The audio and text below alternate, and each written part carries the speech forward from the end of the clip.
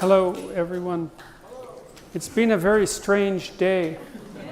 So I'm going to tell you about what happened, and then I'll start the lecture. So I got up this morning and started to put my day together, and then I tried to sign into my Gmail account, and it said that it had been disabled because I violated the terms of service with Gmail.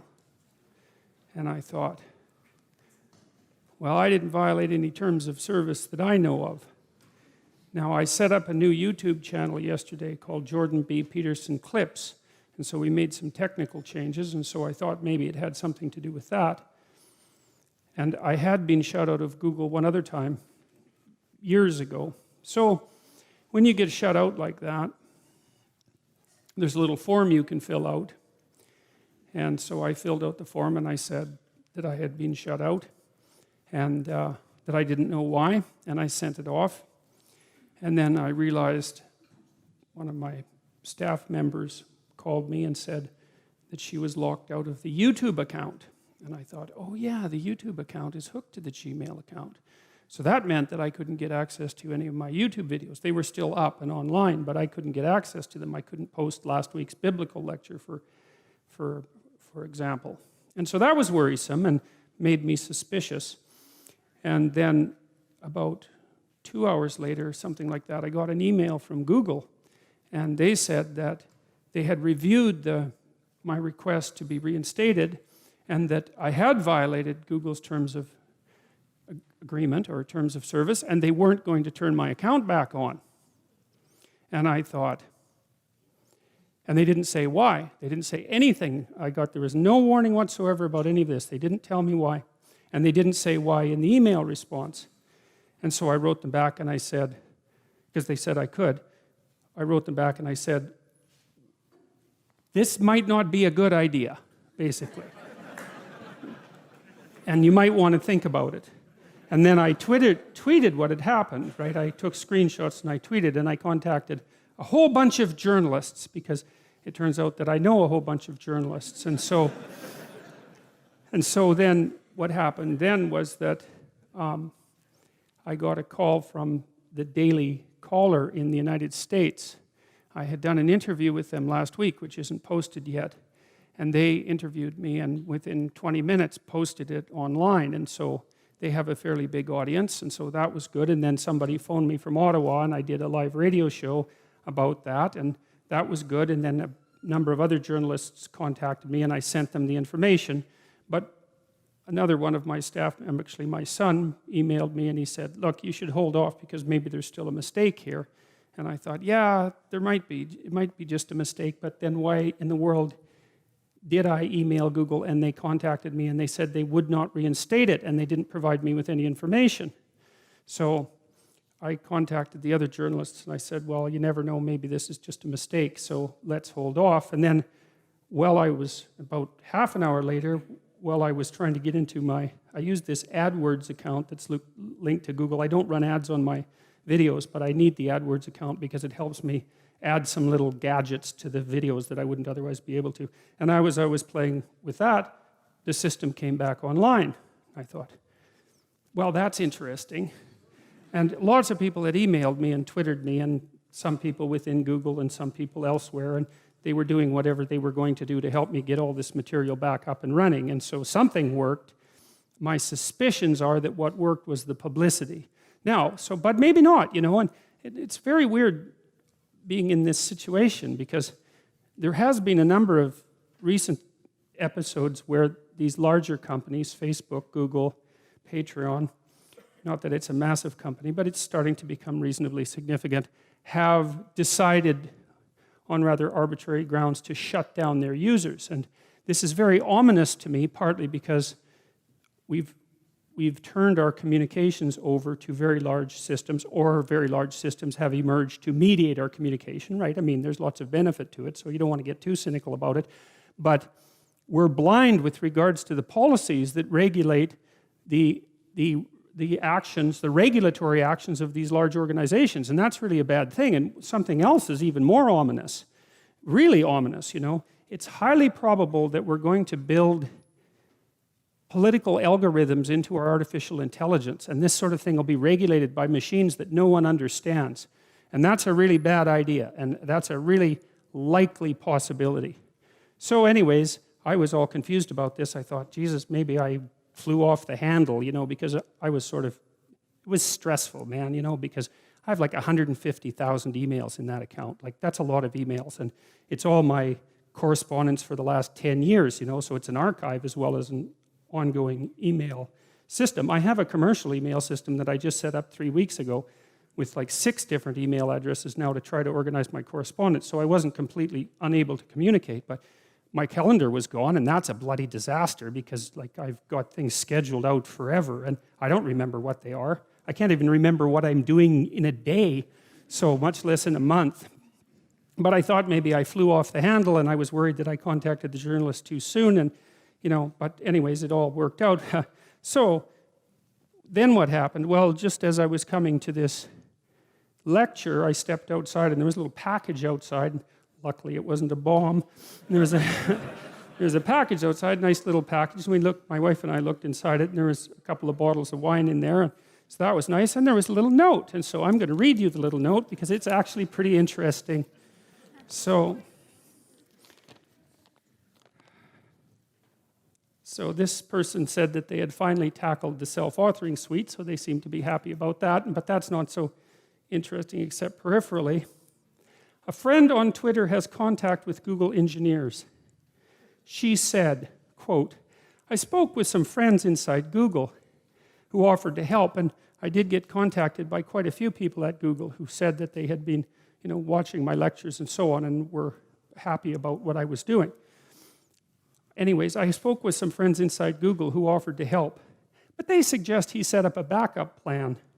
The teams are feeling significant pressure from advocacy groups. And, quote, I have at least 4 Google engineers who offered to speak up on his behalf, but they know the team dynamics, and unfortunately, especially YouTube, is an SJW cesspool. I hope this information is useful to you. It's like, yeah, it's kind of useful, all right. So that was part of what happened today. And so, anyways, I still don't really understand it, right? Because I don't know why it got shut down, and I don't know if anything I did got it turned back on, and I don't know the reasons for it, and that's also rather ominous. It seems to me that when I was thinking it through, and was that I have a fairly, what would you call it, respectable YouTube following. I don't know if you'd necessarily call it respectable. It's a fairly large YouTube following.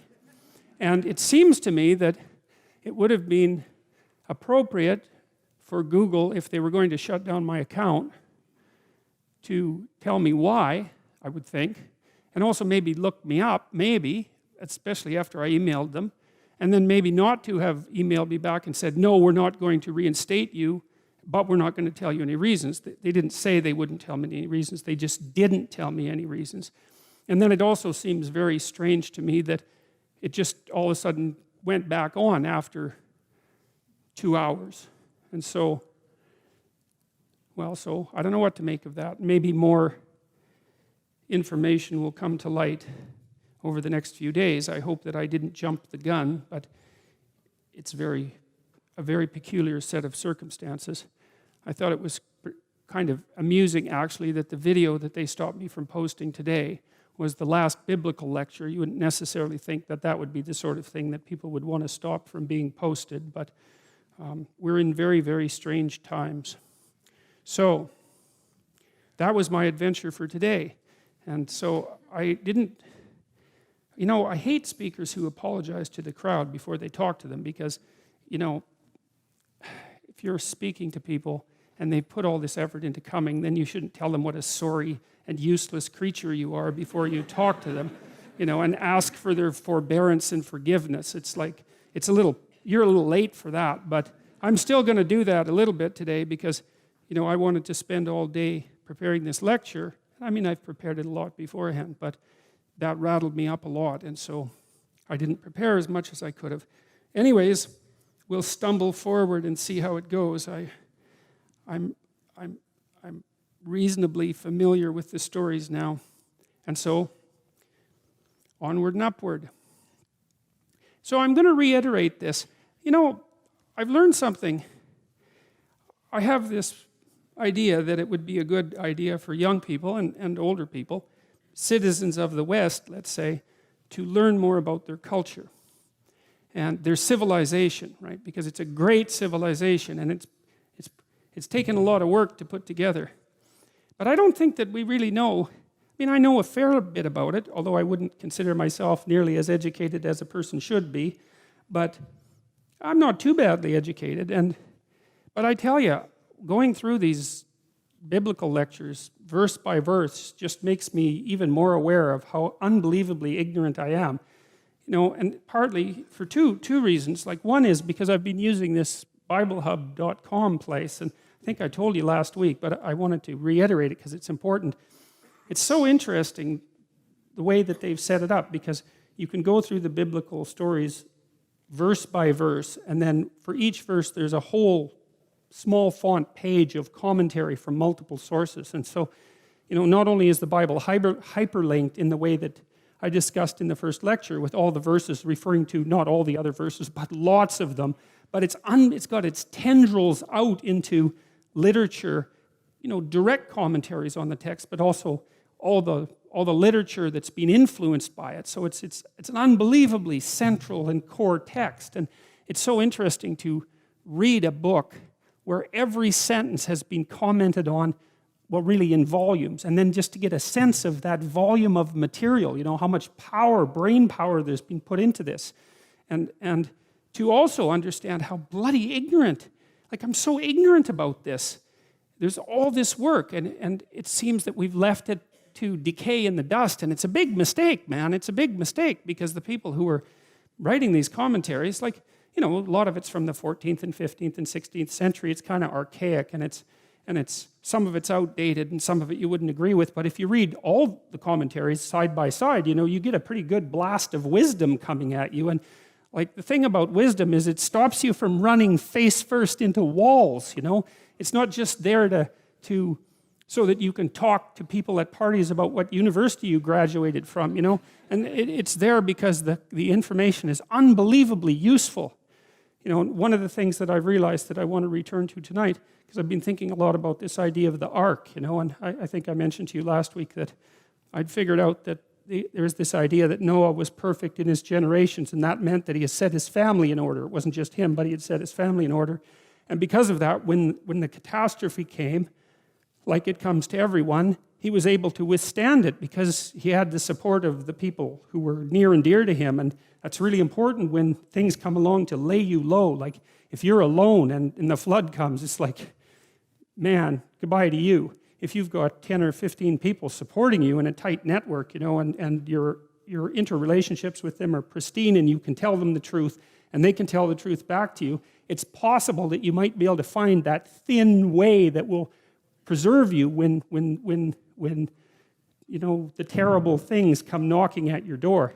And so there's this, the idea of the ark is very, very concrete. In Noah, it's actually a structure that he inhabits. You know, it's a concretized, almost like a child's story. And I'm not being cynical about that, because there are some bloody brilliant children's stories. But, you know, it's really concretized. But then Abraham comes along, and instead of an ark, there's a covenant, right? Now, it says in the story of Noah that Noah walked with God. And of course, Abraham, it isn't clear exactly that he's walking with God or before God, which we'll get into later. But you see, I see this as part of the increasing psychologization of the sacred ideas that were acted out by archaic people. So, first of all, it's concretized in the form of a ship that actually sustains you when the floods come, right? It's very concrete imagery, the sort of thing you might see in a movie. But then with Abraham, it turns into a psychological covenant in some sense. It's like a contractual agreement. Now, it's a contractual agreement between Abraham and God, but that doesn't really matter. I mean, obviously it matters, but it's only half of what's important about that. The other half is that it's a contract. And, you know, one of the things that you do with your ideal, let's say, is you establish a contract with it, and you also establish like a social contract with other people, right? That's what keeps society organized. And so there's this idea that emerges in the Abraham stories of a sacred contract, and that has the same function as the ark. And what it does, because what happens in Abraham, and we'll see more of this today, is that God tells him to go forward into the world, and we talked about that last week, and he does that, and he encounters famine, and he encounters tyranny, and he encounters powerful people who want to take from him what is his. I mean, God sends him out in the world, but it's not like he has an easy ride of it. It isn't easy at all. It's as hard as it can be. But there's this consistent emphasis in the text, and I think it's something really worth attending to, that if you maintain your contract, and that has to do with honesty and trust and truth and all of those things, if you maintain your contract, then you have a good possibility, the best possible possibility of making your way through the catastrophe and the chaos. And I don't want to be naive about this. When I read Jung and I started to understand the idea of the hero archetype, the idea that the human being is a force, a logos force that can stand up against chaos and catastrophe and tragedy and evil and prevail. I never did think that meant that if you did stand up and tell the truth, that you would necessarily prevail, right? It's not a magic trick. It's your best bet. That's the thing. You don't have a better option. And see, the idea is emerging in the Abrahamic text. It's like people are figuring this out. That would be progressive revelation. That's one way of thinking about it.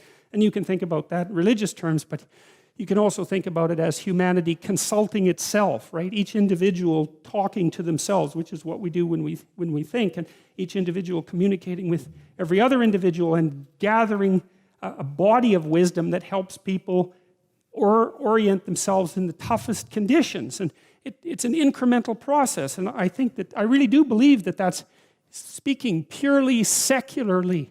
I do believe that that's what manifests itself in the biblical stories, right? It's the dawning enlightenment of mankind, something like that, as we start to understand the principles by which we have to live in order to orient ourselves properly in the world.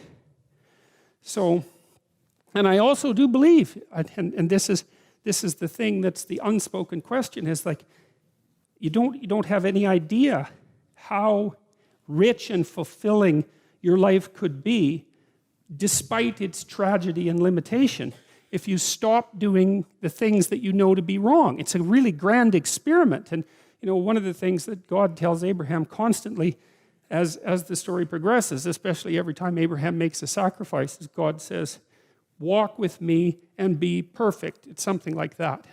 And so the injunction is, well, aim high, establish this relationship with the highest thing that you can conceive of, which you might as well do that because, well, what are you going to do? Establish a relationship with the most mediocre thing you can conceive of? Or you're going to establish a relationship with the lowest thing you can conceive of? People do that, and I wouldn't recommend it. It's a really bad thing, and there's a lot of pain associated with that. And maybe, there's pain that can expand into a world-destroying force down that route, and there's absolutely no doubt about that. So is there something superstitious and foolish about attempting to establish a contractual relationship with the source of all being?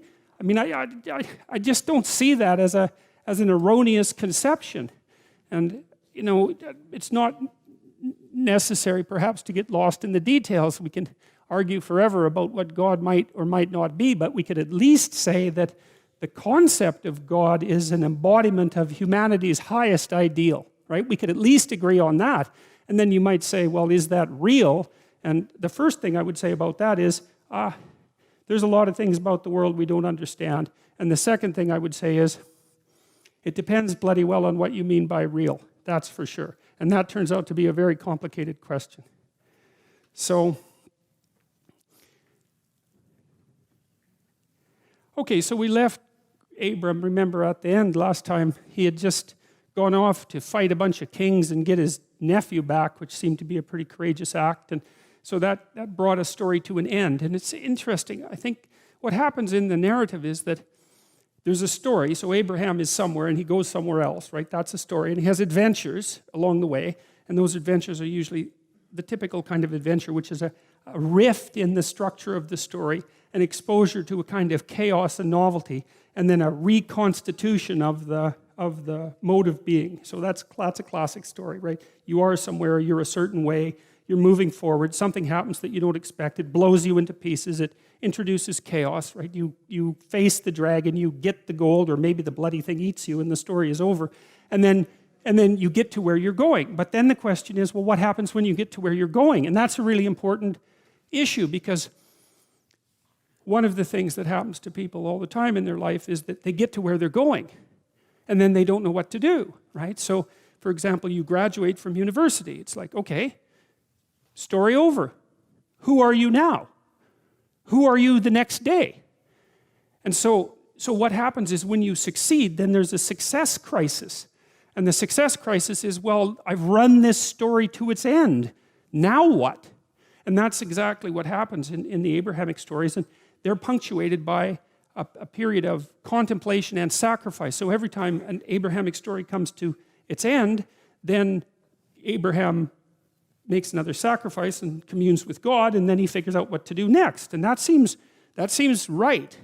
It seems psychologically right, because what you should do when your story comes to an end, when you've achieved what it is that you want to achieve, or perhaps when you're in terribly dire straits, but we won't talk about that at the moment.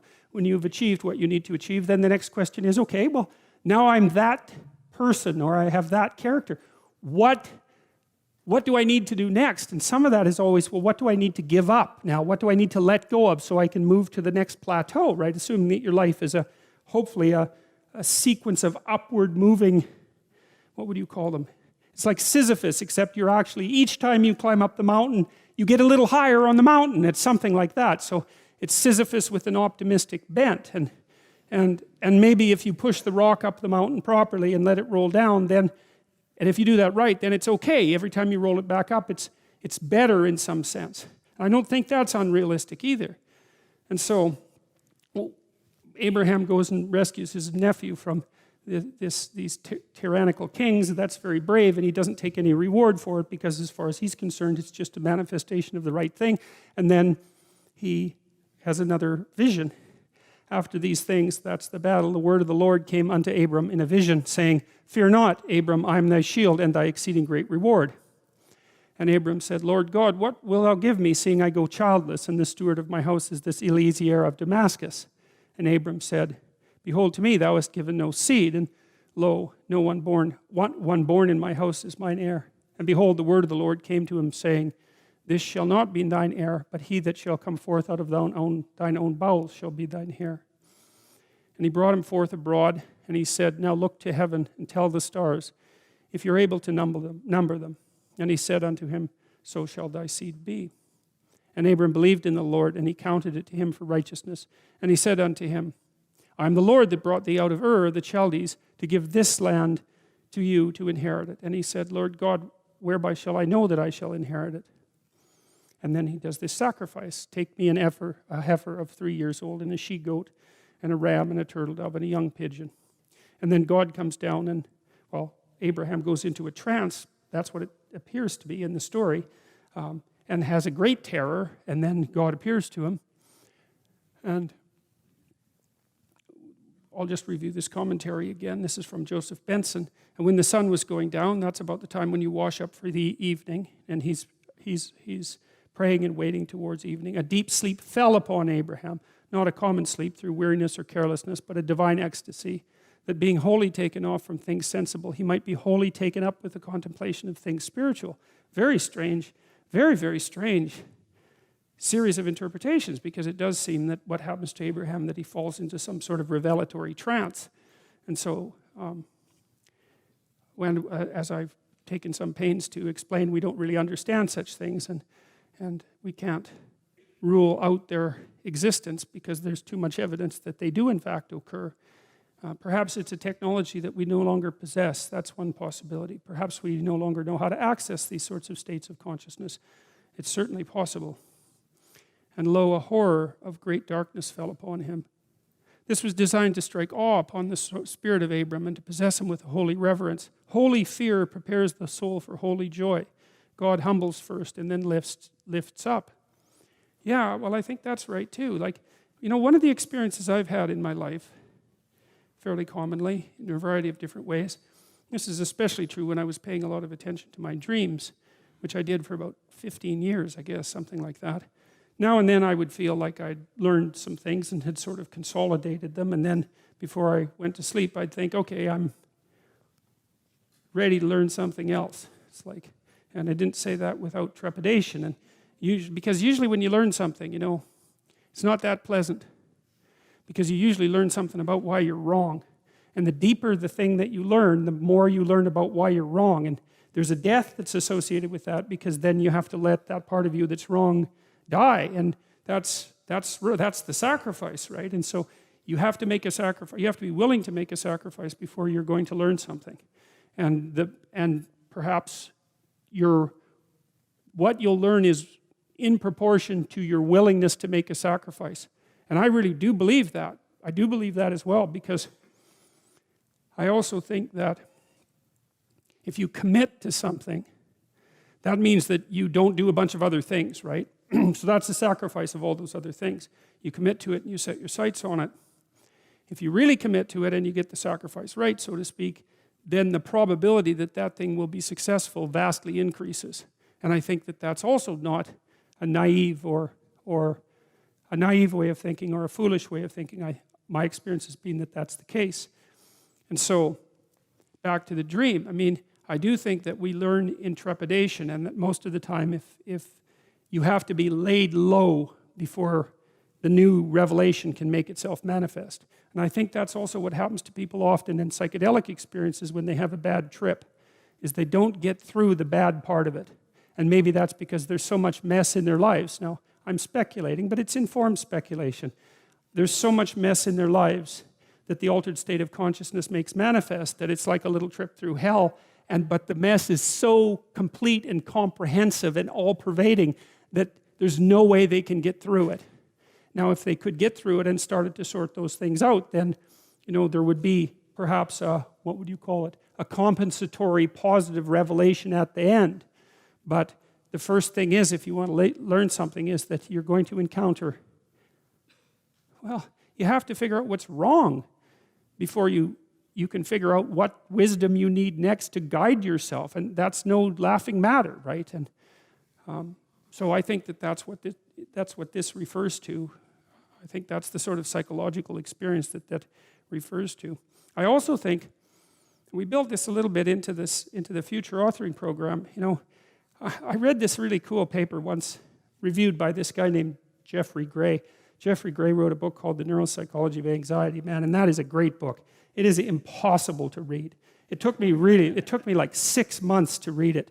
And the reason for that is that he reviewed about 3,000 papers, and they were all neurological papers and heavy psychological / biological papers. He actually read them all, and he understood them, and he synthesized them. And then he wrote this book about the synthesis. And he's very, very careful with his terminology. And so to read the book, you have to understand brain anatomy, and you have to understand neuropharmacology, and you have to understand animal behavior, the whole literature on animal behavior, and a whole whopping dose of human psychology and cybernetics. It's a vicious book, but you really learn something when you read it if you go through it bit by bit. And it's had an overwhelming influence on psychology, even among people who haven't read it, which is most of the people who cite it, by the way. And so, but he said, he outlined this real cool study, maybe it was a sequence of studies, about how to motivate rats, and rats are a lot like us, in positive and negative ways. And, biochemically and psychopharmacologically, they're very, very similar, and they have very complex social environments, and they have hierarchies, and they play, and they laugh. Jack Panksepp found out that rats laugh if you tickle them. You can tickle them with the end of a pencil eraser, but you can't hear them laughing because they laugh ultrasonically like bats. So you have to record it and then slow it down, then you can hear them giggling away when you tickle them. So which is, you think, well, you're going to spend $50,000 on a study demonstrating that rats laugh, and you think, well, wait a second, that's a major league study, because he's outlined a ludic circuit, that's a play circuit, and Jaak Panksepp discovered the play circuit in mammals. That's a bloody big deal, If you get that by rubbing rats with a pencil eraser, well, good for you. So anyways, so Gray talked a lot about how to motivate a rat. And you might have heard about B.F. Skinner. You know, he used food pellets to motivate his rats. But what you don't know about Skinner is that those rats were starved to 3/4 of their normal body weight. So they would work for food, man. So Skinner's rats were kind of oversimplified. But you can get rats to work for food. They don't have to be that hungry. You can get them to work for food. And they'll do all sorts of things. They'll press levers and they'll open doors and they'll solve problems and, you know, they'll do all sorts of things. And one of the things you can do to kind of measure how much the rat is motivated is, let's say you've run him through a maze and he knows there's some food at the end of the maze. You can tie a little spring to his tail and see how hard he pulls when you open the door to the maze. So because that's how much rat work the rat is willing to do, so you can measure that. Or you can see how fast he skitters down the maze and you can get an estimate about the rat's motivation. And so then you might say, well, how motivated is a hungry rat? And the answer would be, depends on how hungry he is. But there's another answer. It also depends on what's chasing him when he's going after the food. So if you have a rat and you have food over here and you waft in some cat odor, rats hate cat odor and it's innate. They never have to see or smell a cat to be absolutely petrified by cat odor.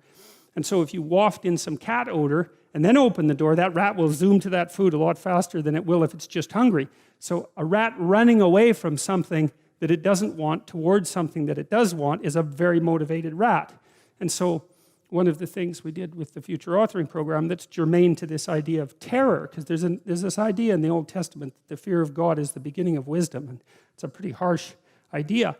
But there's something really useful about it, because one of the things you see with people all the time is that maybe they're trying to stumble forward towards their ideal, as poorly defined as it might be, but then they're afraid, right? They're afraid about what they might encounter, and that stops them, because fear does stop people. It freezes you like a prey animal, and so people move ahead, but then they get afraid, and then they stop moving ahead. And that's not so good, because negative emotion is a really powerful motivator. So we're more motivated by negative emotion than positive emotion, quantitatively speaking. Quantitatively speaking, you can measure that. And that's, I think, because we can only be so happy, but we can really be suffering and dead, you know. So we have to pay more attention to the negative. And that's bad, because the negative can stop you. And then in my clinical practice, you know, I often talk to people who are trying to make a difficult life decision, and they're weighing out the costs and the benefits of making the life decision, you know. And one of the things I always talk to them about is, wait a second, that's an incomplete analysis. You have to weigh out the benefits and the costs of doing this. And you have to weigh out the costs and benefits of not doing that, not doing it. And that's not the same as the zero that you assume that you're starting with, right? Because to not make a decision, it also has a cost. And sometimes the cost of not making a decision is far worse than the cost of making a decision, even if the decision is risky. And so one of the things you can derive from that, and this is very useful, I think, is that this is also, I think, why it's so useful to contemplate your mortality, so to speak, is you're screwed no matter what you do. You know, and that actually frees you, is that you have path A that has catastrophes, and you have path B that has catastrophes, and you don't get to have the no catastrophe path, but you get to pick which one. And that's really something, because if you know that there's terrible risk associated with everything that you do and don't do, then you can afford to take some risks, because you're not, you know, and this is all within the ark metaphor. I'm still making the case that despite the fact that your life is essentially catastrophic, you can make a covenant with the highest ideal, and that will take you through it the best way possible. I'm still making that case. So then you think, okay, well, I'm trying to make this decision. I'm going to go try to do something difficult, and isn't that terrifying? And then you think, yeah, but wait a minute. What's really terrifying is not doing it. And then you think about the cost of not doing it. So in the future authoring program, we have people do this little meditative exercise, which is, okay, just think about your insufficiencies by your own definition, right? The way that you don't do what you know you should do. About the things that you do that you shouldn't do, that you know you shouldn't do beyond a shadow of a doubt, right? There's some things like that. And that's bad habits and poor aim and all of the resentment and hatred and aggression and unresolved conflicts and all those things that are dementing you and warping you, and then think, okay, those things get the upper hand, man. They get the upper hand, and they take you the worst possible place you could go in the next 3 to 5 years. What exactly does that look like? And so you sketch all that out, and you think, hey, I don't want to go there. And so the next time that a temptation comes up, you think, well, it'd be a lot better for me if I didn't succumb to this temptation. It's like, that's kind of weak, eh? You'd look a little better if you didn't eat like a cheesecake a day or something like that.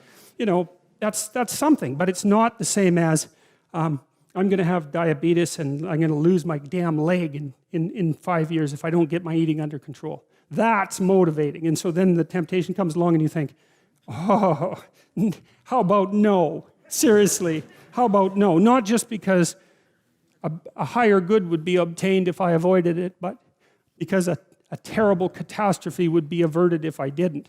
And so, well, so you want to get your fear behind you, right?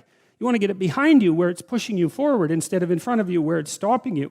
And you get your fear behind you, pushing you forward by actually thinking through the consequences of not putting your life together. And the least of those is that you waste it and suffer, right? Because you're going to suffer anyways, man. So you waste it and suffer. That's a bad deal.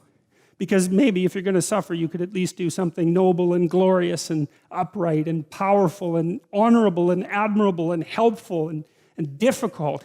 You know, that's just so much better. And maybe that's good enough so that you think, hey, you know, little suffering, it's basically worth it. At least it's a way forward, you know. At least it's a way forward. And he said unto Abram, know of a surety that thy seed shall be a stranger in a land that is not theirs, and shall serve those people, and they'll afflict them for 400 years. God, he's hedging his bets here a lot, right? He says to Abraham, well, go out, you know, into the world, and then he confronts him with a famine, and he confronts him with a tyranny, and with powerful people he wants to take his wife, and then he loses his nephew, and who he has a fight with, and then he has to go fight a war, and now, you know, he's reconstituting this covenant, and God says, yeah, you're going to have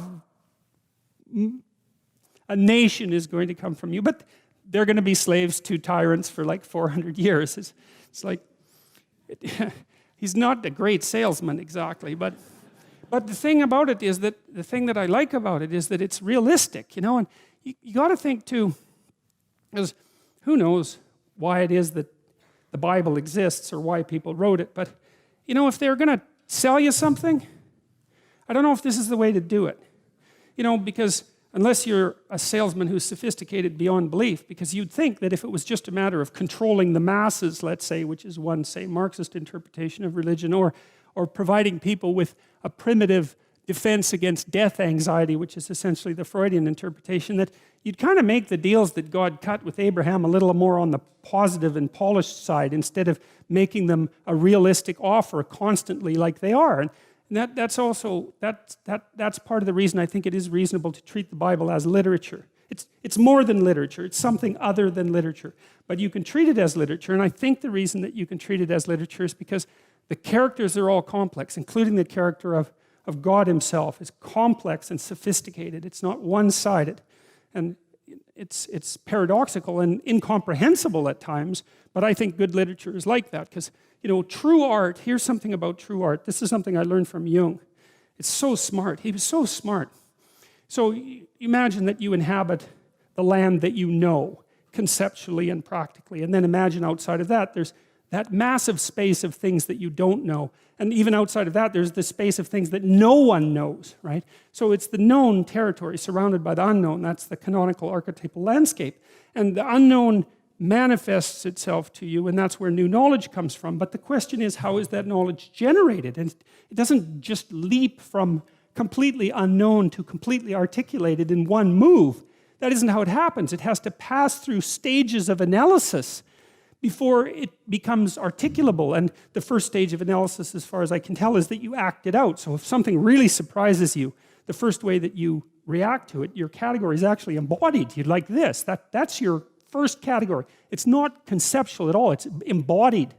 And then maybe you start to, like, you're at home at night and, you know, something startles you and you freeze, and then it's dark, and then your imagination populates the darkness with whatever might be making the noise. And that's the sequence. It's like embodied response, imaginative representation, exploration, articulation. That's how information moves from the unknown to the known. And artists are the people who stand on that imagistic frontier, and they put themselves out into the unknown, and they take a piece of it and they transform it into some mythological image. And they don't know what they're doing exactly because they're guided by their intuition if they're real artists. Otherwise, they're just propagandists. They have to be contending with something that they don't understand. And what they do is they make it more understandable, you know, and then people gaze at those artworks or they listen to the stories, and then they start to become informed by them, but they don't know how or why. I was at the Modern Art Museum of Art in New York. I'm afraid I don't remember which one, unfortunately. But I was in this amazing room. You know, it had all these priceless paintings from the late Renaissance hanging in it. You know, each painting worth, who knows, $1 billion maybe. They're priceless paintings. So the room it's a shrine, and it was full of people from all over the world who were looking at these paintings. You think, well, what the hell are these people doing coming to this room looking at these paintings? Like, what are they up to? One of them was a painting of the Assumption of Mary, right? Brilliantly composed. And there was all these people looking at it. And I thought, what are they doing? They don't know what that means. Like, why are they looking at that painting? Why is it in this room? Why does it cost $1 billion? Why is that painting worth so much? And the answer to that is, well, we don't really know. Like, it happened. They're sacred objects in some sense, and we gaze at them in ignorance and wonder. And the reason for that is that the unknown shines through them at us and in partially articulated form. And so,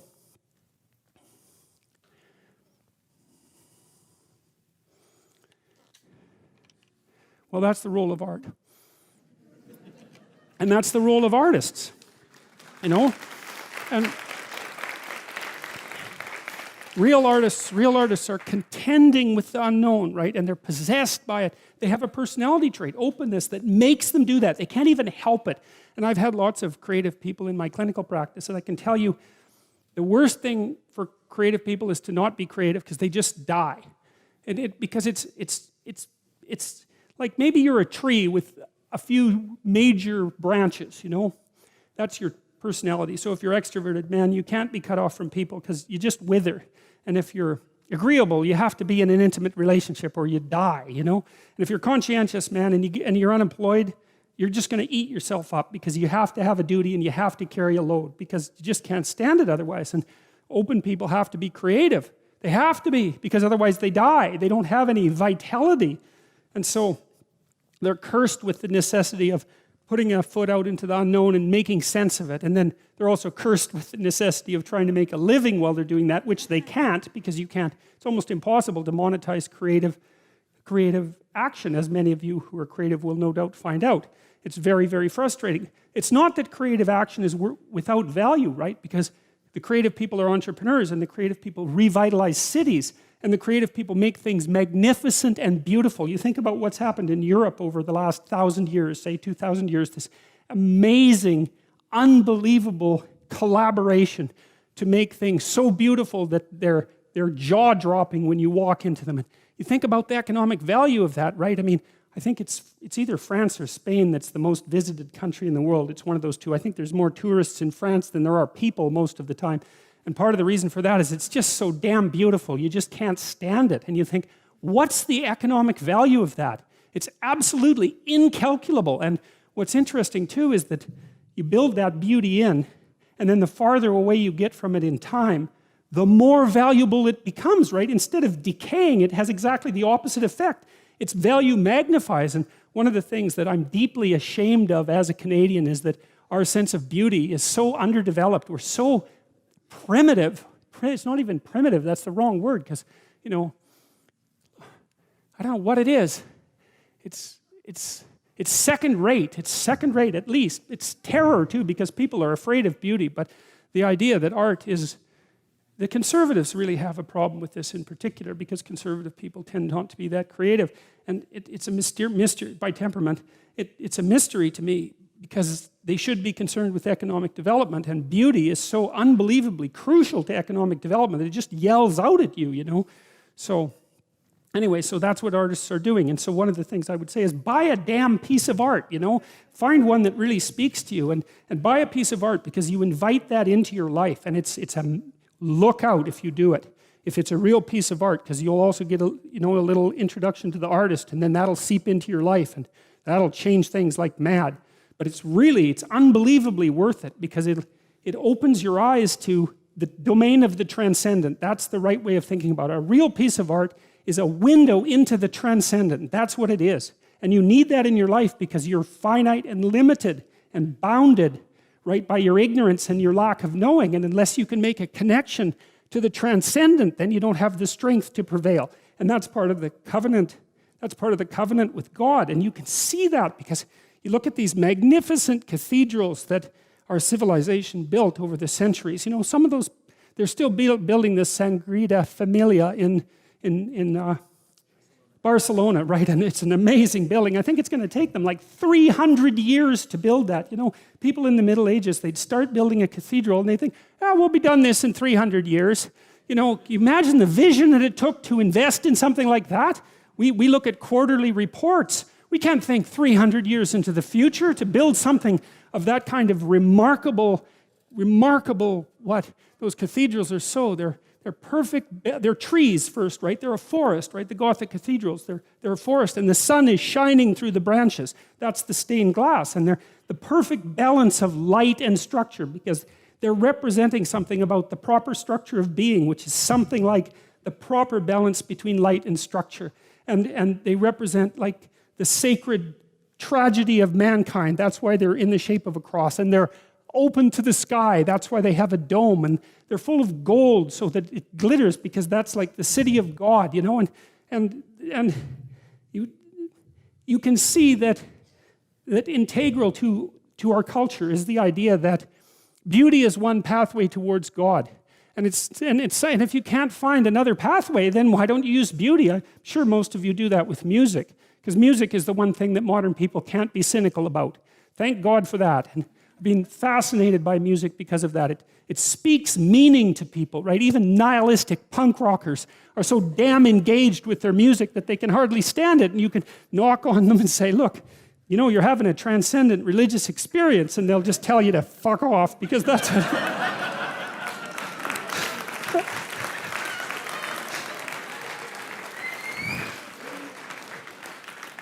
because that's what punk rockers have to do. But but that's still what's happening, you know. I mean, it's still what's happening. So, so I got into all that because I was talking about the Bible as literature, you know, and trying to lay out, because we need in our culture to justify the arts. And I don't want to do that by talking about high culture, talking about something abstract and evanescent. That's the wrong way to go about it. This is vital.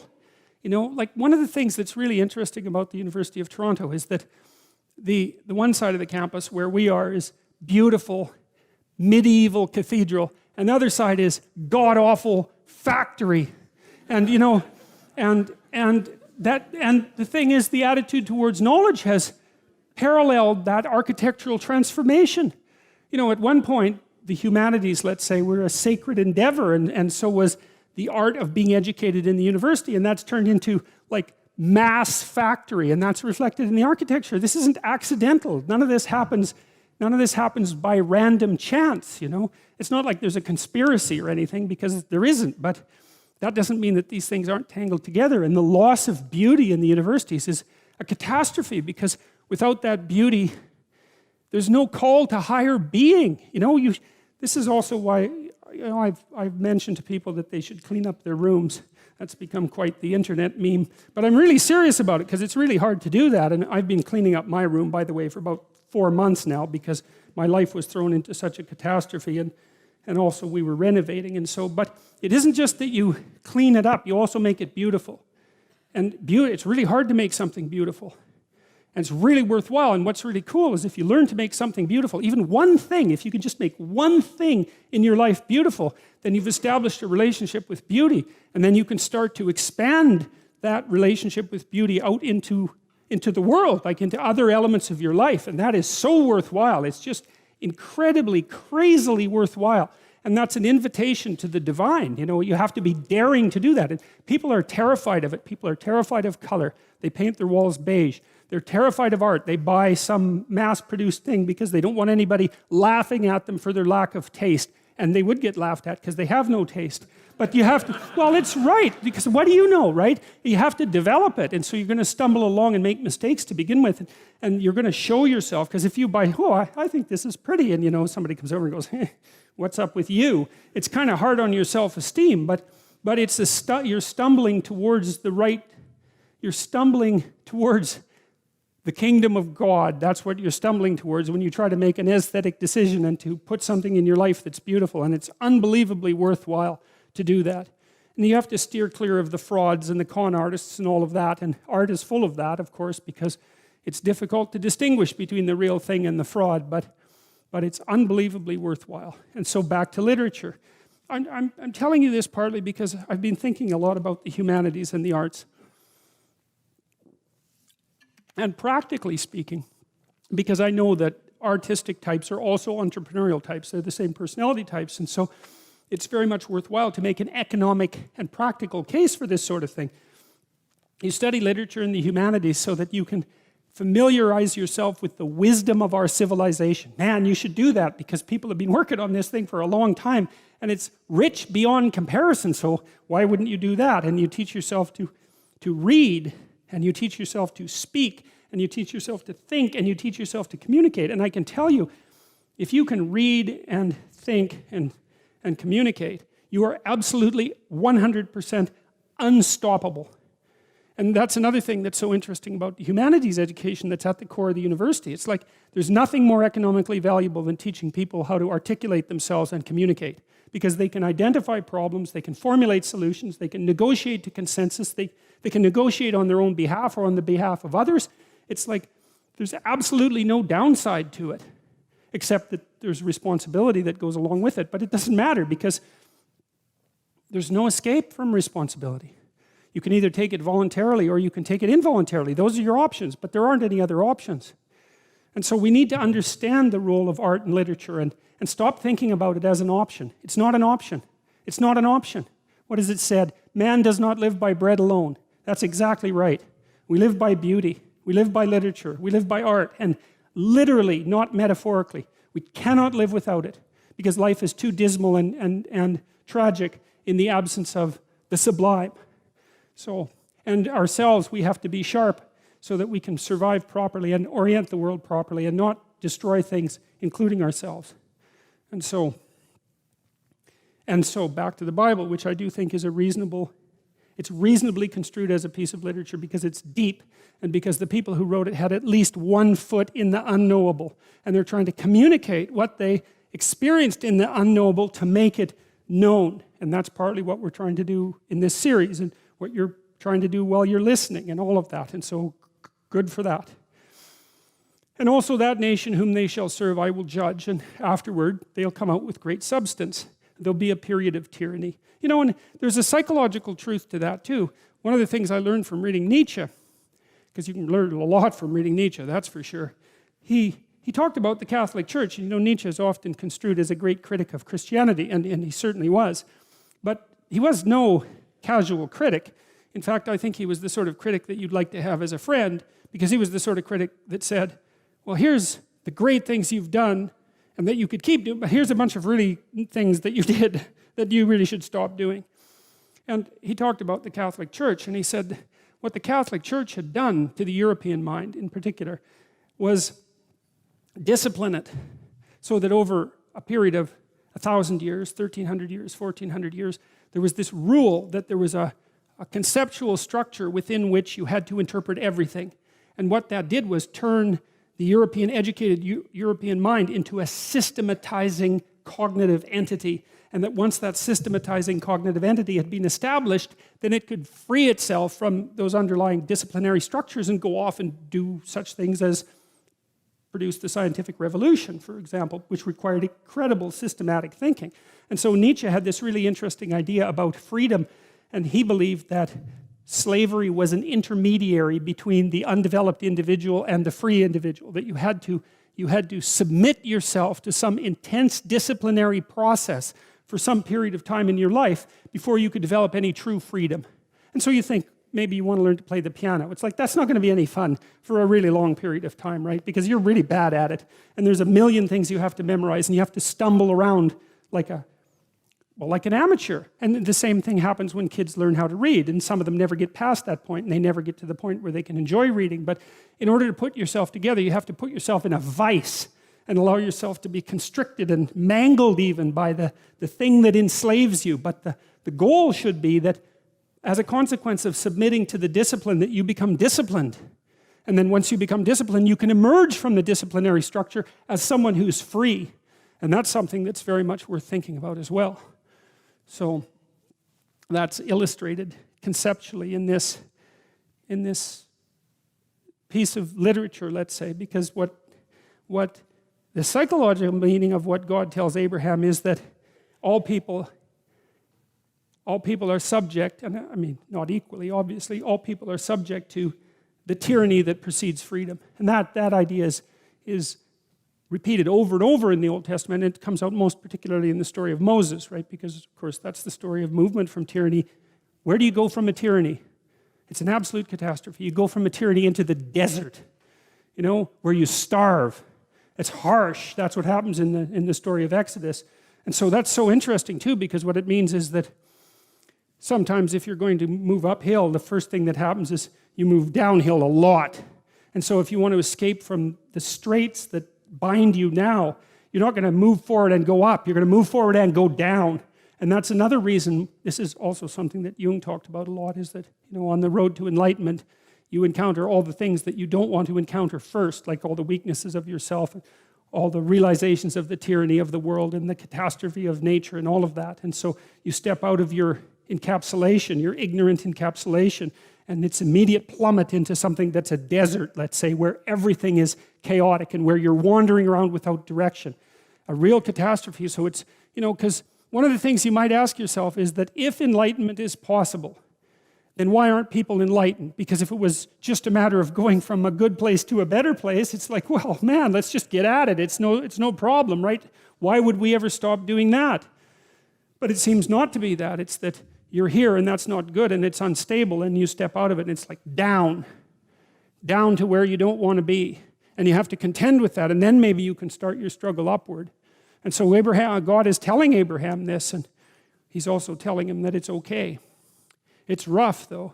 And thou shalt go to thy fathers in peace. Thou shalt be buried in a good old age. But in the fourth generation they shall come hither again. That's the Israelites, the descendants of Abraham. For the iniquity of the Amorites is not yet full. God is going to leave the tyrants alone until they've manifested their full tyranny for reasons that we don't fully understand.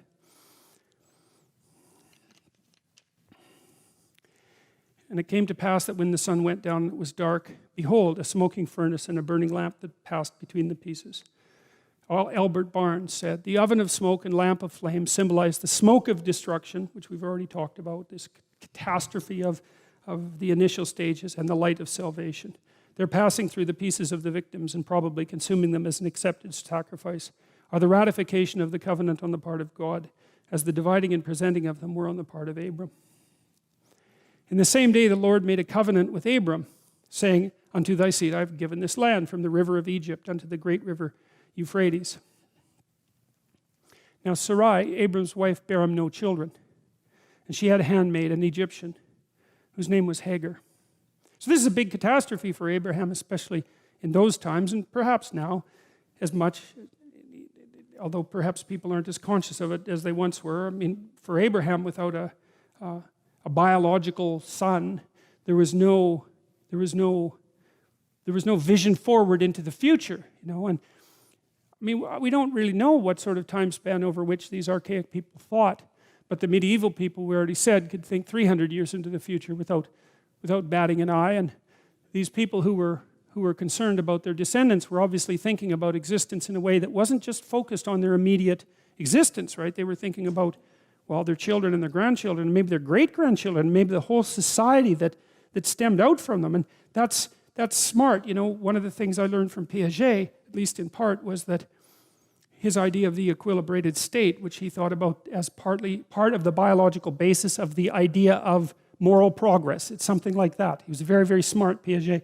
He said that proper equilibrated state is one where, imagine you have a family, you got 5 people in it, and you're doing what you want in your family, what's good for you. But you're doing it in such a way so that the other 4 members of your family agree with what you do, and that it also facilitates them doing what they want and what they should be doing.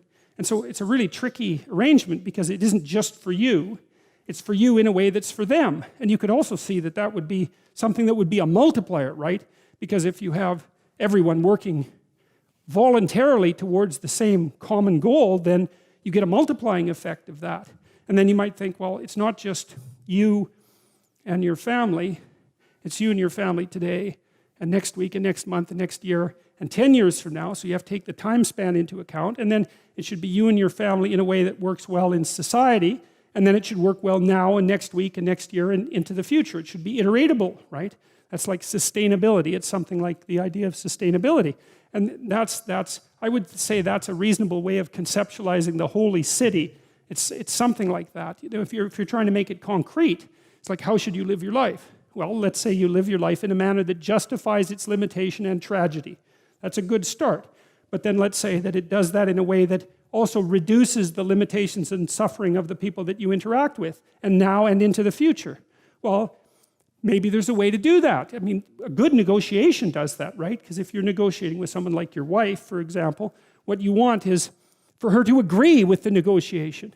And one of the things that Piaget said, which I think was brilliant, he said, if you take an equilibrated system, a family, let's say, and a disequilibrated system, so that would be one where, let's say, the father is a tyrant and everyone is operating under his whip, and you put them in a head-to-head competition, the equilibrated system will outcompete the disequilibrated system because the enforcement cost is such that it will slow the system down.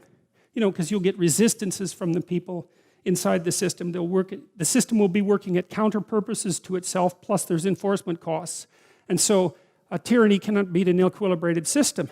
And I was really excited to encounter that idea because when I encountered it, I was also trying to figure out if there was some quantitative difference between the systems, say, of the Soviet Union and Maoist China and the systems of the West, apart from just, you know, arbitrary world interpretation as the postmodern nihilists might have it, if there was something fundamental at stake in the terrible Cold War that we fought, or if it was just a matter of opinion.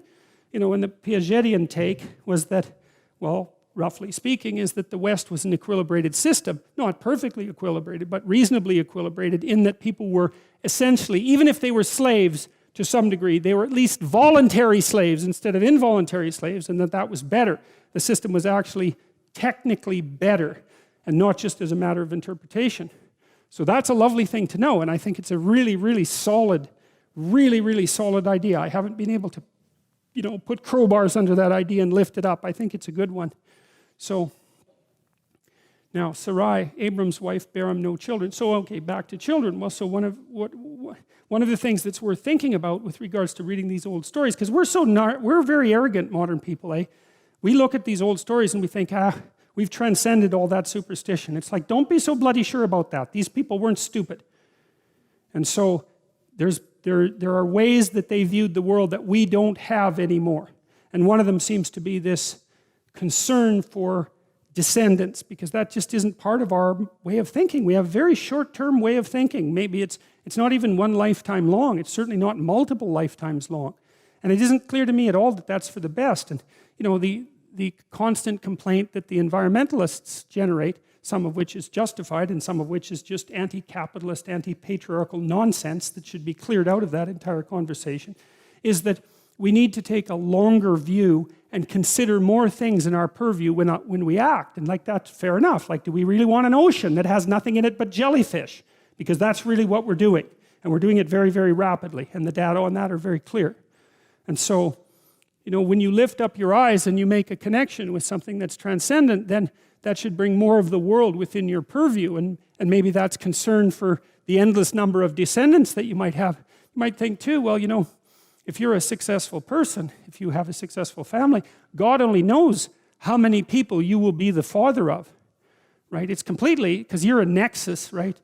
All sorts of things have come together in the cosmos to produce you, and then all sorts of things manifest themselves from you. You have no idea what the potential consequences of your actions might be as they cascade across time. right? You have no idea. And so Abraham at least is concerned with these sorts of things, and God seems to be concerned too, because he promises Abraham that if he maintains the covenant, that the most important things that he needs will come to him. And they're pretty serious about this. So Sarai talks to Abram. She's not very happy about the fact that she can't have children. She says, "Behold, now the Lord hath restrained me from bearing.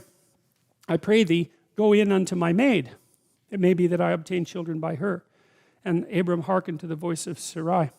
Well, that's not a very trivial thing, I wouldn't think. I don't imagine that Sarai was very happy about turning her maid over to her husband and potentially being usurped in the whole childbearing process, not in the least. But so it's also a major sacrifice on Sarai's part. There's no doubt about that.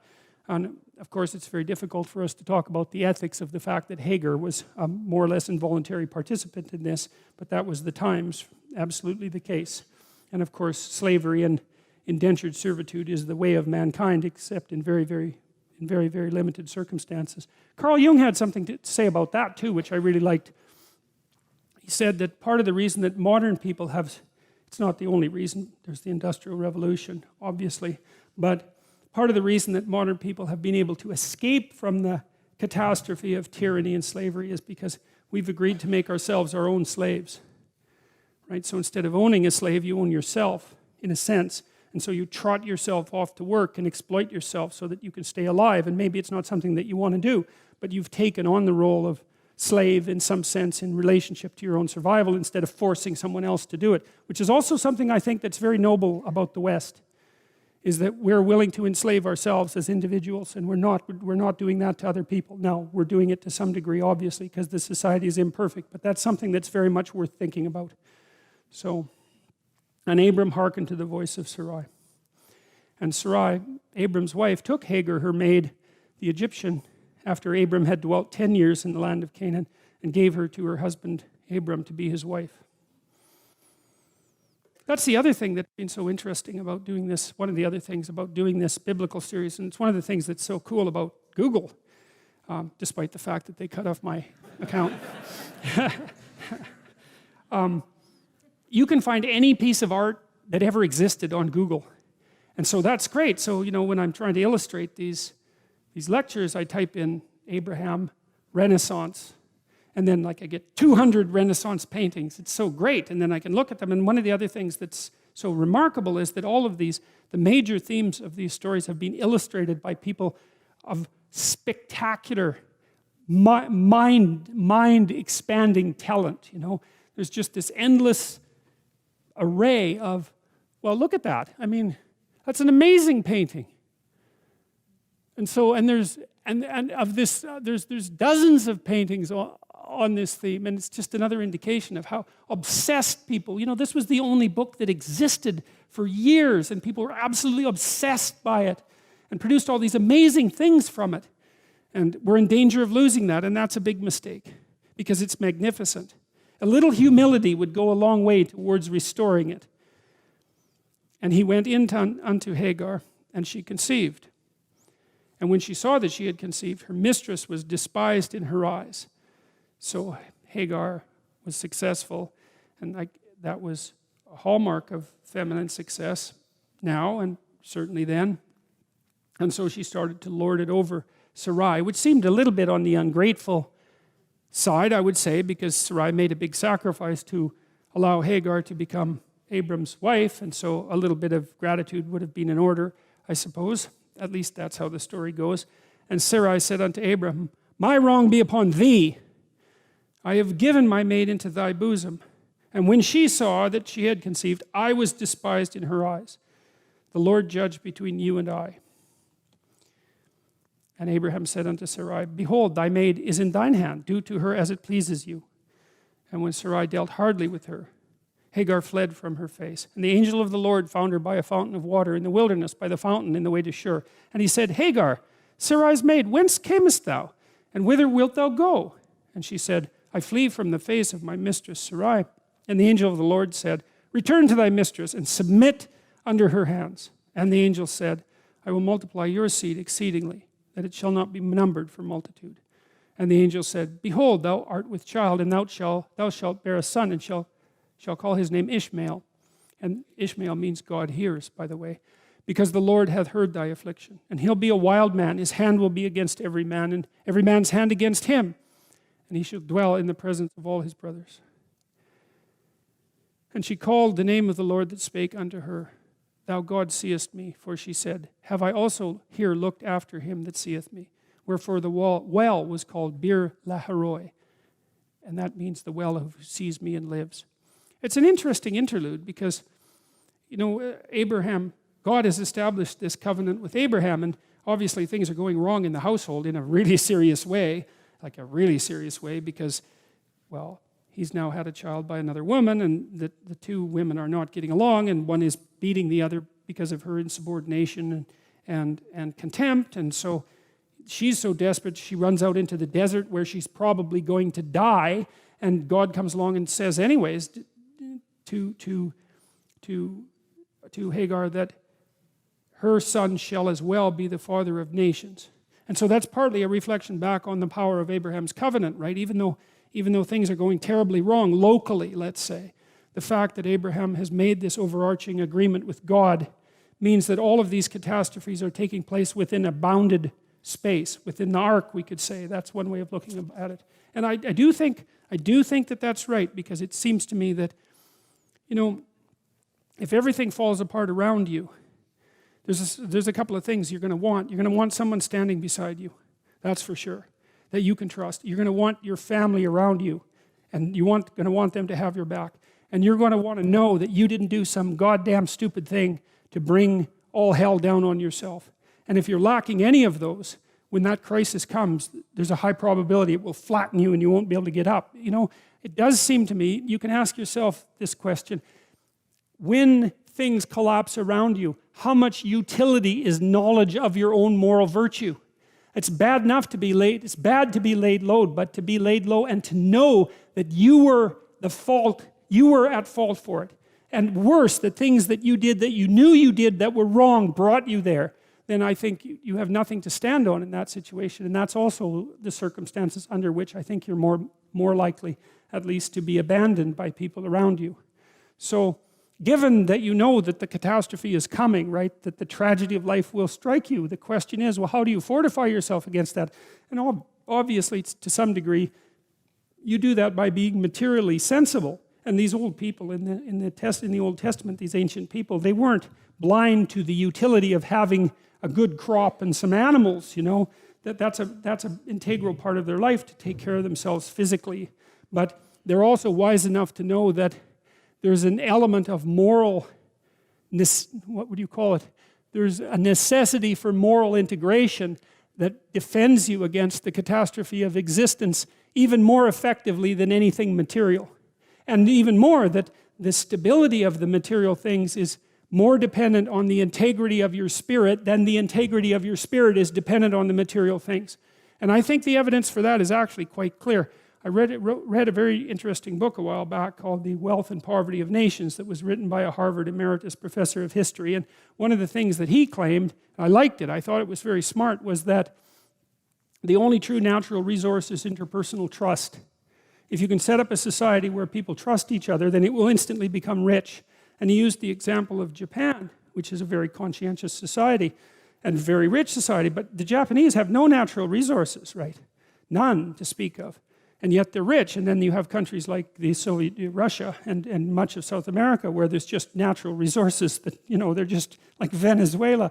It's just more natural resources than you know what to do with. And the places are absolute catastrophes of cynicism and corruption. And so he attempted to document the relationship between default interpersonal trust among citizens within countries and their productivity and their GDP and their standard of living, and found a very, very tight relationship. And I like that a lot, and I've got a story about that quickly that I think is very interesting. I'll tell you two stories, one sort of generic. Well, I'll tell you one personal first. So one day, I lent my car to one of my graduate students, and he took it to Montreal. It was this old Cadillac.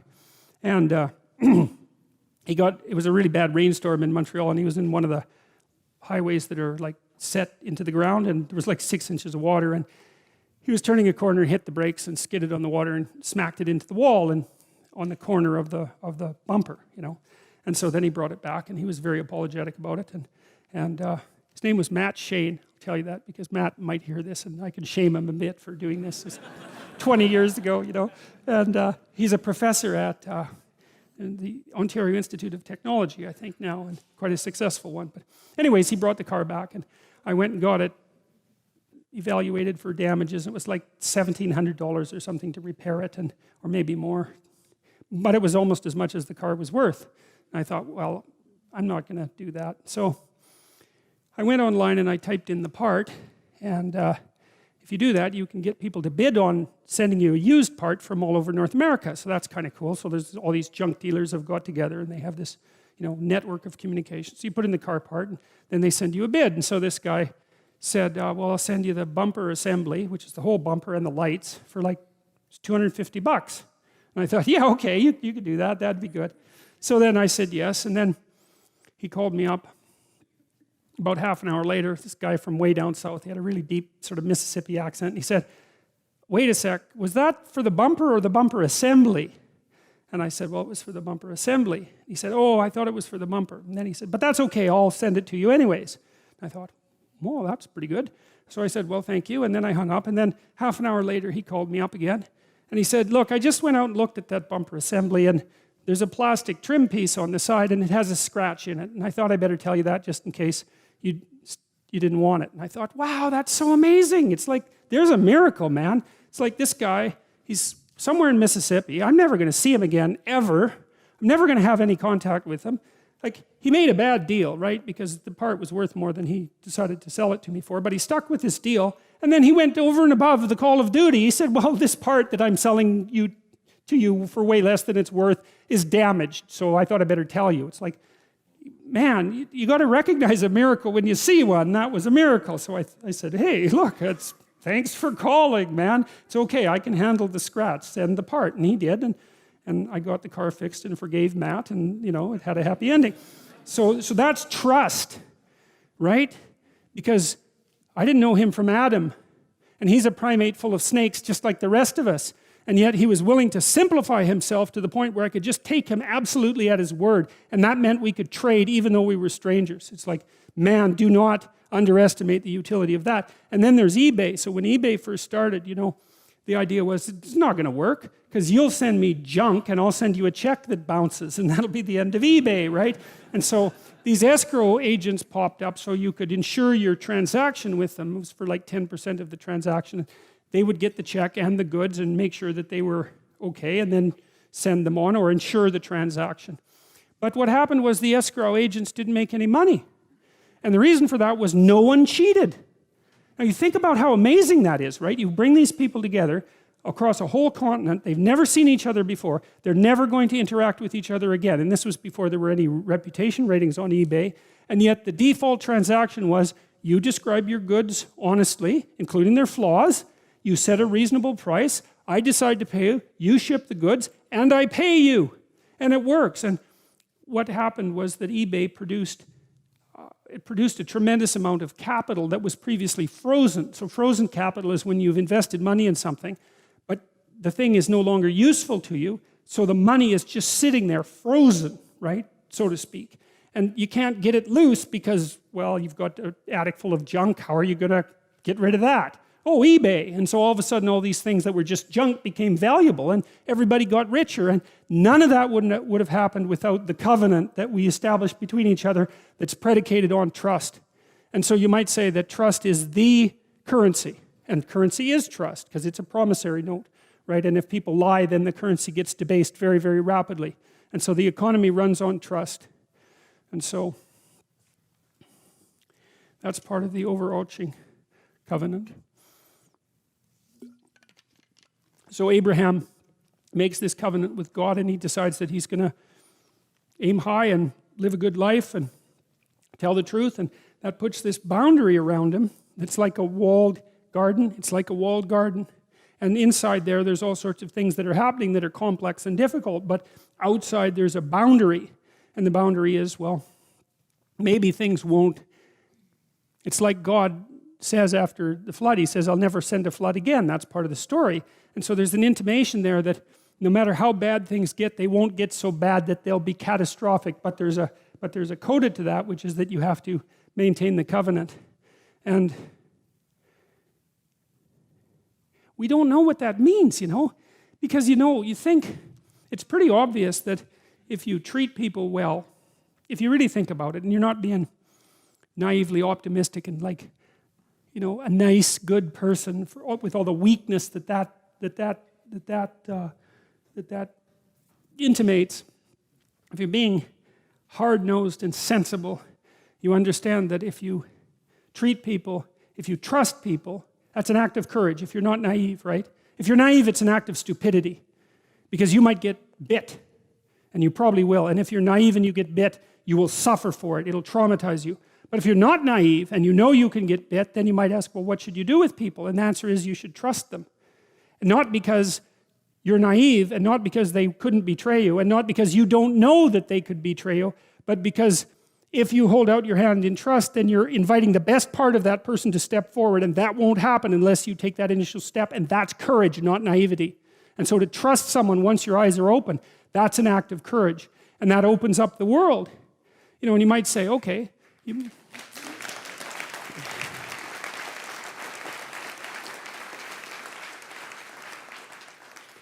and so there's this idea in this story that you can withstand a fair bit of the catastrophe of life by establishing the proper covenant and by acting in a trustworthy manner and extending your hand to people properly. And you might say, well, okay, that's sensible. I can understand how that would work. And I can certainly see how the opposite wouldn't work, because, if I have to be absolutely terrified that you're going to betray me at every possible moment, and we're in a negotiation, we're not going to get any work done, man, because I'm going to be figuring out what you're up to all the time, and you're going to be figuring out what I'm up to all the time, and we're just not going to get anywhere. You'll come and say you're going to do something, and I can just simplify you. I can say, you're going to do what you said you do. I don't have to worry about you. And then the same applies to me, and then we can go do something, and that's how we generate wealth. So then you might say, well, what's the ultimate limit of that? Like, we know that there's corruption in our society, and that people betray each other, and there's deceit and all of that, and it causes things like the periodic collapse in 2008, which was complicated, but was partly engendered by corruption. Like, what would be the upside if we really determined to act honestly? What do you think it is that people would be able to do with the world if we stopped acting in a corrupt manner? I mean, what is the upside? Do you think we could how far back could we push aging, do you think, if we hit it hard for 50 years? Could we triple our lifespan? It wouldn't surprise me. All these terrible diseases that beset the planet, we could get rid of them. There's no reason for hunger and starvation. We make enough food. It's like, what would happen if we stopped acting badly? How much better could things get? Well, you start locally, I think. You start with yourself and you start with your family. But, there's intimations of the divine. There's intimations of the kingdom of God and the covenant with God in the Old Testament. It's like, you think, well, we speak secularly. You think, well, that's an unprovable assumption. It's like, well, just hold on a sec. What's the assumption here exactly? What is the upper end for humanity?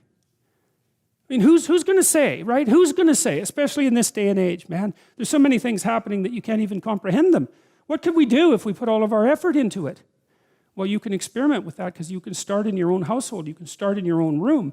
And you can make miracles happen in the confines of your own space. There's no doubt about that. All you have to do is try. You'll see that happens. And people are writing to me and telling me that they're trying this and that that's exactly what's happening. And so we don't want to be too cynical about where we might be headed. And Hagar bore Abram a son, and Abram called his son's name, which Hagar bare, Ishmael, who is by tradition the forefather of several Arab nations and of Muhammad himself.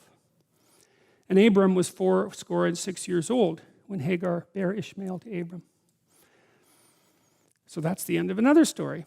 And then, so that section ends. And then again, we have an encounter between Abraham and God. When Abram was 99 years old, the Lord appeared to him and said, I'm the Almighty God. Walk before me and be thou perfect.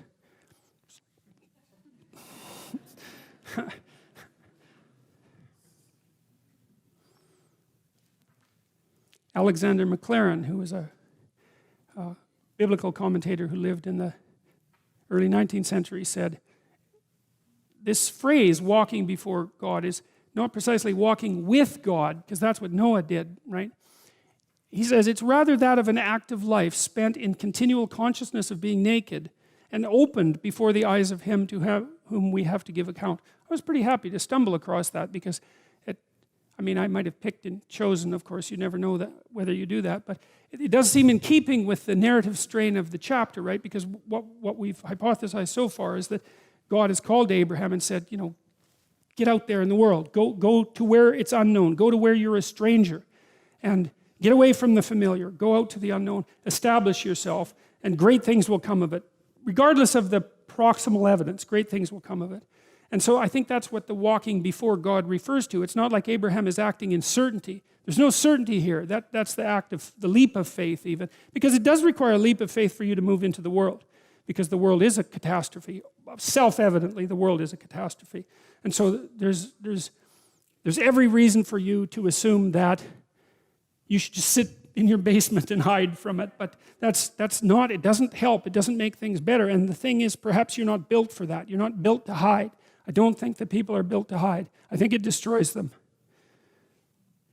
And so walking before God, in some sense, means that Abraham, we could say, is taking the lead. He's the person that's going out there into the unknown. God says, well, great things are going to happen, but he's a little short on details, that's for sure. So the weight is still on Abraham, and that's a good thing, because that ennobles Abraham, right? That's the other thing that's so cool, is that if God had just laid out the whole story and brushed the branches from Abraham's path while he was walking forward, well, then there'd be nothing for Abraham to do. There'd be no nobility in his own pursuit. And this is another thing that we don't understand very well. It's a really tough thing to understand, is like, how much trouble would you want there not to be? It's a weird question, right? Because you want to have something to contend with. You want to have something that forces from you the best that you have. And so you have to have real problems. It's something like that. Would you dispense with all your real... You could just lay down on a bed and have pablum infused into your mouth, if all your problems were solved. And so maybe you want difficult problems that you can solve, something like that, because there's some... I don't know what it is about it. There's the overcoming and the growth that comes along with that. There's something about the nobility of the enterprise. You certainly see that when you go about having children, for example, which is, the psychological literature is quite clear. If you do moment-to-moment comparisons of people who have kids and people who don't have kids, the people who don't have kids are happier. And so psychologists who tend to get things wrong even when they make intelligent discoveries like that one, immediately, some of them, jump to the conclusion that because happiness is the goal, that, well, there's something about children that, make you unhappy, and that's not good. It's like, well, wait a second. Maybe that's the wrong metric. It's like, of course you're less happy once you have children because you have to worry about them. My neighbor down the street, who's a very smart woman, said to me once, you can only be as happy as your unhappiest child. And which I thought was really good, that's really smart. But then it isn't, well, if having children doesn't make you happy, the answer isn't don't have children. It's like, don't be so stupid about being happy. That's the answer. It's because there's a nobility in the pursuit, right? And of course, now you're responsible. You have a new baby, you think, especially if you're a new parent, you think, what the hell is this? And what am I going to do with it? It's like, and then you're done for the rest of your life. You never sleep properly again because you're going to be worried about this creature that you have to take care of. But like, what the hell good are you if you're not doing that, or something else equally difficult? Because you just haven't been called out yet, unless you take on a responsibility like that. The idea that life is, that happiness is the purpose of life. It's like, great for happiness, man. If it comes along, you should be thrilled that it's visiting you. But the notion that that's what you should pursue, that's the weakest possible notion. First of all, as soon as something terrible happens to you, you're done. It's like, life is to be happy. It's like, well, now you have cancer. So how's that? How's the happiness thing working out for you now? Or maybe it's not you, maybe it's your father that has Alzheimer's disease or some damn thing. And, it's like it's a rare person that doesn't have some catastrophe one person away from them.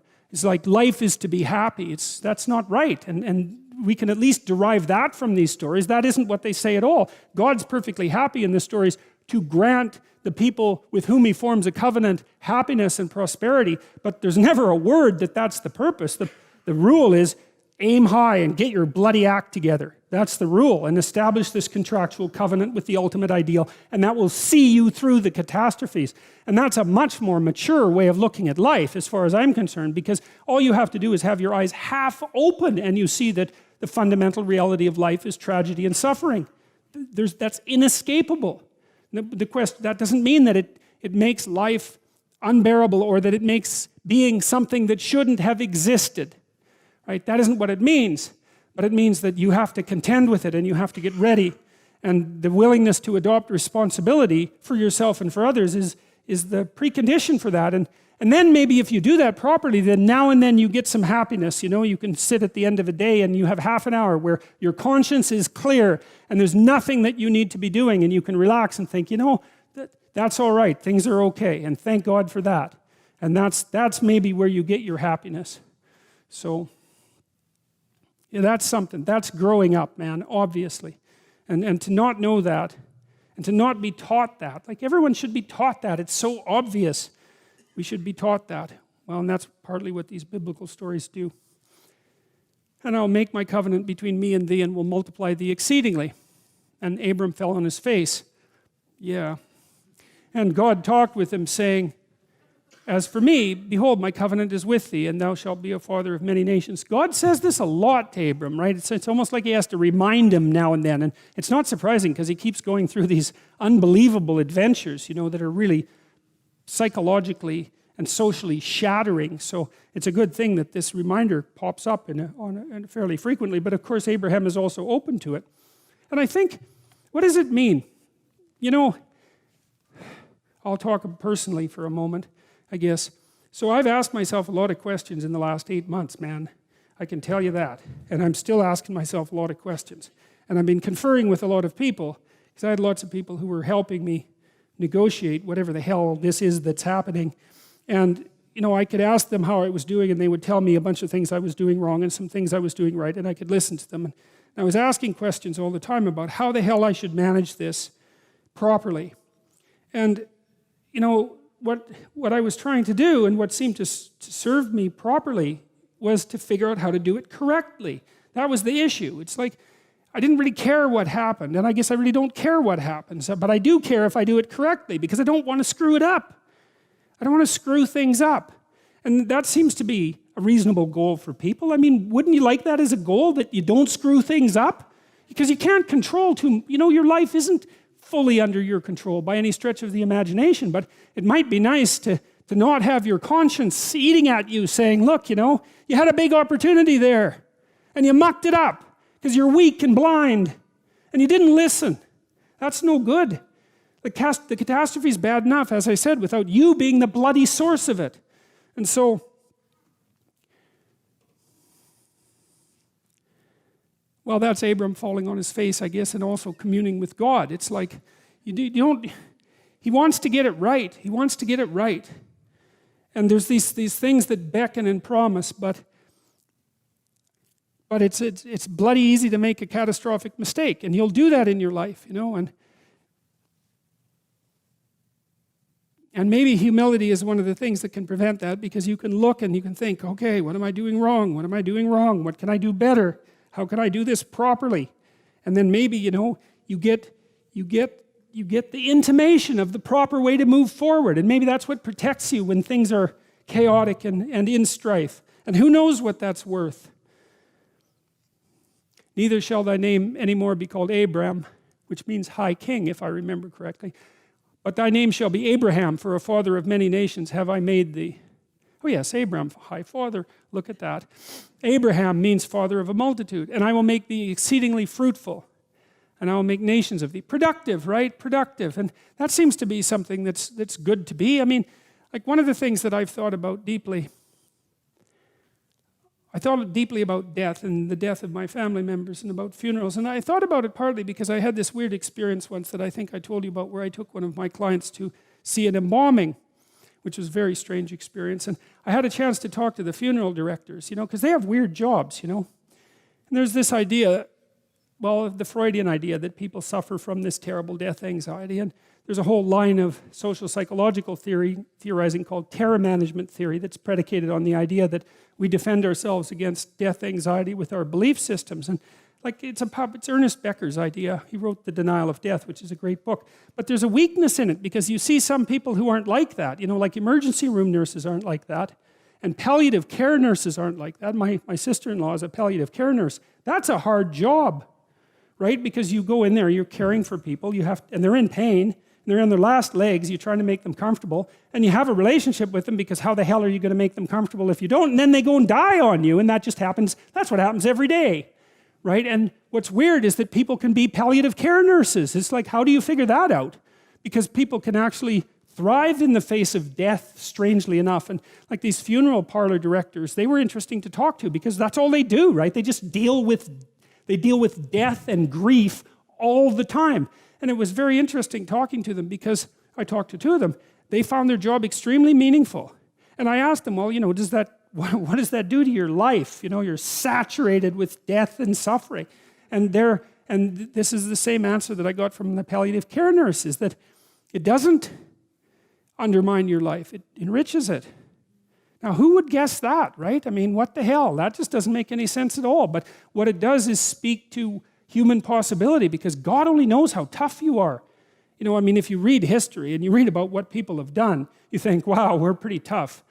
I read there was a shipwreck in the Antarctica 100 years ago or so, and I read the story. It was an autobiography, if I remember correctly, of the captain. I might be wrong about that, but I've got the basic story right. Well, they had a shipwreck in the Antarctica. And then they were there for a whole year in the Antarctica, and none of them died, not one. He didn't lose a single man, not one. He kept their morale high. And then they took this boat that was on the ship, and they crossed like 400 miles of the roughest ocean, the roughest frigid ocean in the world, right? You don't go in that ocean. And then they went to an island, and they walked across the island, across these mountains that no one else has ever climbed since. And they went to the city on the other side of the island, and they got a boat, and they went and rescued their compatriots, and everyone survived. It's like Endurance is the name of the book. You read that book, man, you think, wow, people are really tough, and it's ridiculous. So who knows how tough you are? And maybe you find out by going out to find out how tough you are, right? So you take on a challenge, one that you think you can master, that's just a bit beyond your grasp, and you master it, and then you're a little tougher, and you think, hey, that worked out pretty well. And so then you're more of a monster. And then you go out and you find another challenge that's even bigger, and you think, well, maybe I can do that too. And then all of a sudden you can, and you get a little bit bigger, and God only knows what the limit is of you. And you find out by pushing yourself against the world, and of course that's what Abraham is doing. And so, see, we're very pessimistic, us modern people. We're pessimistic about humanity, that's for sure. Dismal, wretched, planet-destroying, cancer on the planet, right? As the Club of Rome described us so pleasantly back in the 1960s, And I don't know, maybe we're ashamed of the Cold War. Maybe we're ashamed of all the destruction in the 20th century and the hydrogen bomb and the continuing catastrophes of our societies. And we're deeply ashamed of that and ashamed of ourselves personally. But it's a hell of a thing to, call us a cancer on the planet. There's just no excuse for that. Because what you do with cancer is eradicate it. And I don't think that that's a very noble motive, personally. And I think it says a lot about the people who would use such phraseology that they would dare to conceptualize humanity in that manner. But it would be nice if we could be optimistic. And I think, again, the problem with being optimistic is that it's naive. So then the question is there an optimism that's not naive? And I think there is. And the optimism that's not naive is in just a visualization of how strong people can be. So one of the things that I tell people, I've told my students in my class, in Maps of Meaning, here's a goal. You want to be the person at the funeral of your father that everyone can rely on. How would that be? You want to be the person who's broken and useless and adding to the misery in the corner. And look, I'm not making light of people's grief. I understand grief. But who do you want to be when there's a crisis? right? Do you want to be the person that everyone can turn to for strength? It's like, why the hell not? Why not that as a goal? That'd be a good goal, because then if there's a crisis, and there will be, it won't be such a bloody crisis, because there'll be someone there that can deal with it. You know, so when I went and talked to these people at the funeral home, I envisioned that. I thought, okay, well, this is something you have to contend with if you're going to be alive and adult. You have to contend with death and suffering, and you have to be ready for it. And you have to be there for the person, because that's all they're going to have. And so there's a goal, man. And in this time of nihilism, you know, it's what's the point of life? People ask, and they're taught that at universities. What's the point of life? Everything's interpretation. Humanity's a cancer on the planet. You know? Well, how about no? How about not that? How about that there's something to us?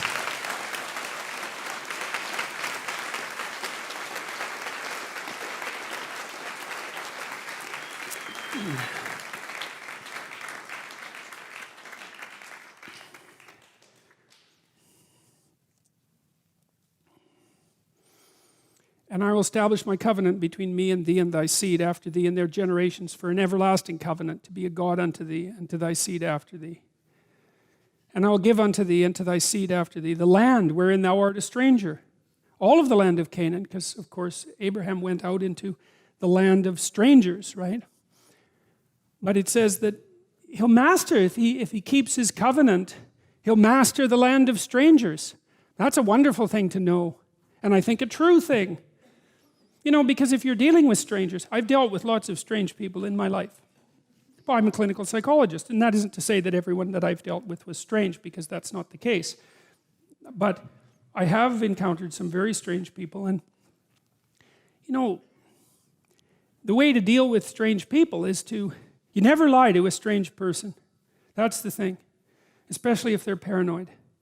You never lie to someone who's paranoid. It will come back to bite you. And if you're in an extreme situation with someone who's very unpredictable, the only thing you have that works is the truth. That works. I'll tell you a little story. This is in my book. So I had this landlord in Montreal. He lived next door to me. And he was an ex-Hells Angels biker. He'd spent a lot of time in prison. And his wife had borderline personality disorder, and she committed suicide when I lived there. And he was a rough guy, and he was a Quebecois. He spoke Joual, which I could hardly understand. And he didn't really know what to make of me, and I didn't really know what to make of him. But we got along, you know. And I was very careful talking to him, as you might imagine.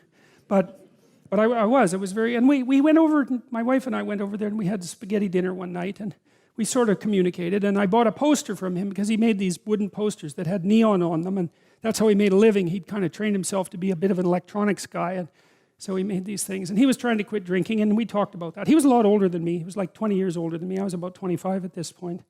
And we got along pretty well. But every now and then he'd go out and drink. And he could really drink, you know, like he was one of these guys who could drink like 60 beer. And you think, well, no one can drink that much, and you're wrong. I studied alcohol for like 10 years. Some of my subjects' fathers drank 40 ounces of vodka a day and had been doing it for 20 years. So you can drink a lot, and he could drink a lot. And what would happen, he was trying to not drink, but he'd go out and go on a binge, and then he'd be gone for like 3 days. And he'd drink up all his money, and then we'd hear him out in the backyard howling at the moon with this little ugly dog he had, you know. And he'd howl, and the dog would howl, and he'd howl, and the dog would howl. And it was rather unsettling and made my wife nervous. And but worse, you know, now and then he'd come to the door at like 3 in the morning, And he'd knock on the door, and he'd be standing there. And I don't know how much experience you've had with rough guys who are alcoholic and who are drunk, but they can be upright and unconscious at the same time. And so that was the state that he was in, you know. He'd be just swaying. And he'd ask me if I would like to buy his toaster or his microwave, because he needed some money to keep drinking. And, you know, I didn't really want to buy his toaster or his microwave, but when the ex-Hells Angel, Joual-speaking, 60-beer drunk Quebecois biker shows up at your door at 3 in the morning and offers you to sell offers to sell you his microwave, the easiest thing is to say, I really need a microwave. So, I bought the microwave and the toaster and some other things. But then my wife talked to me, and she liked my landlord, even though she was afraid of him, she liked him. And she said, you can't buy any more appliances because it's not good for him. And I thought, that's an interesting problem. So what the hell am I going to do about this? Because no, I don't want to buy your microwave. Just doesn't seem to be the right answer at 3 a.m. So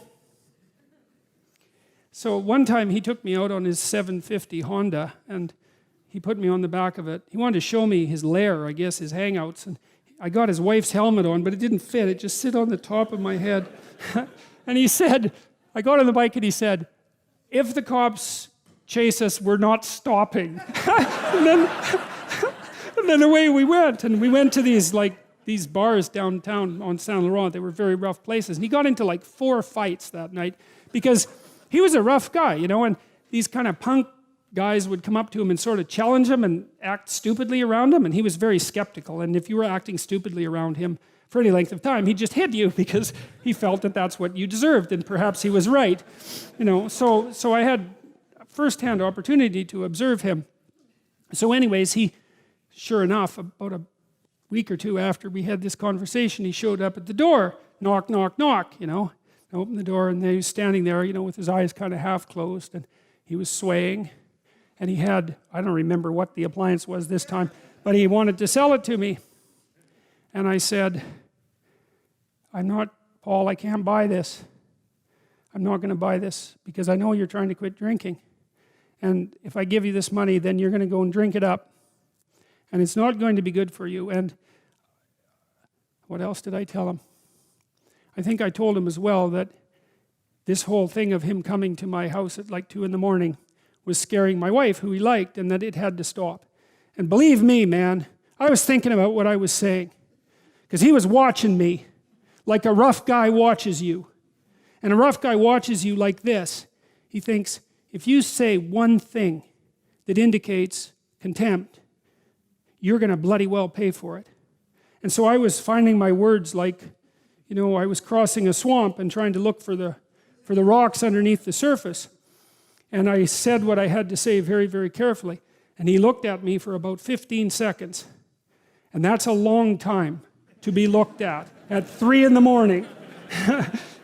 And he left. And he never came back to sell me anything again. And we got along fine.